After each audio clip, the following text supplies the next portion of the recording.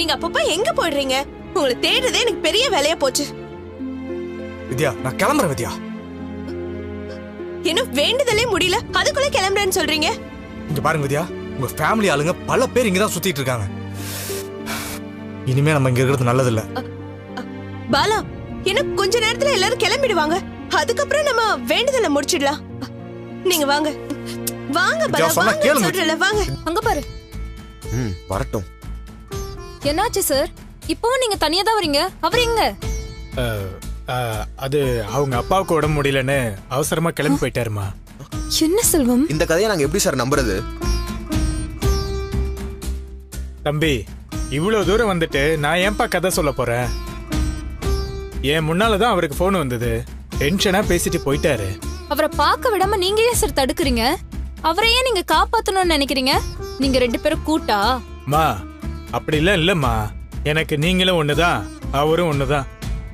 அவர் அப்பாவுக்கு முடியலன்னு போறவரை எப்படி தடுக்க முடியும்? அதெல்லாம் எங்களுக்கு தெரியாது சார். எங்க கடைக்கு ஒரு வழியை சொல்லுங்க. நாளைக்கு என் வீட்டுக்கு அவரை வர வச்சு விஷயத்த பேசிக்கிறேன். எனக்கு கொஞ்சம் டைம் கொடுங்க. இவ்வளவு நாள் பொறுத்துட்டீங்க, நாளைக்கு ஒரு நாள் பொறுக்க மாட்டீங்களா? நாளைக்கு ஒரு நாள் தான் உங்களுக்கு டைம். திரும்பவும் ஏதாச்சும் காரணம் சொன்னீங்க, நான் நேரா போலீஸ் ஸ்டேஷனுக்கு போயிருவேன். தம்பி, என்ன நம்புப்பா. நாளைக்கு கண்டிப்பா பாத்துடலாம். நான் வரேன். என்னடா இவர் இப்படி பண்றாரு?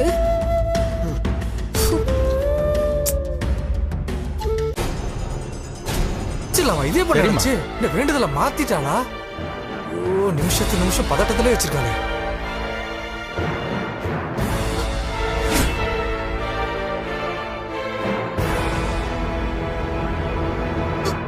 ஐயோ, அம்மாவும் அருணும் இங்க வந்தாங்க. இவங்க இருக்கிறப்ப எப்படி கல்யாணம் பண்றது? இங்க என்ன நடக்குது? குருக்கள் கையில மாலையை வச்சுட்டு கல்யாணம் பேசிட்டு இருக்காரு, உங்க கையில தாலி வேற கொடுக்கறாரு. எனக்கு ஒண்ணும் புரியலையா?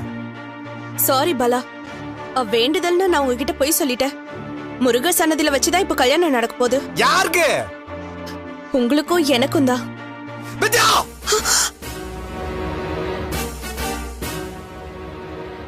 ஏங்க ஒரு விஷயத்துக்கு இப்படி அவசரப்பட்டு தொலைறீங்க?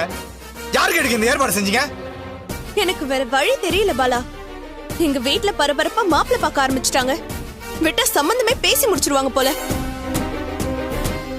இவ்ளோ நெருக்கடி இருக்குன்னு சொல்லியும் நீங்க எனக்கு என்னன்னு இருக்கீங்க? என் வாழ்க்கைக்கு ஒரு உத்தரவாதம் வேணாமா? அதனாலதான் நான் இந்த முடிவையே எடுத்தேன்.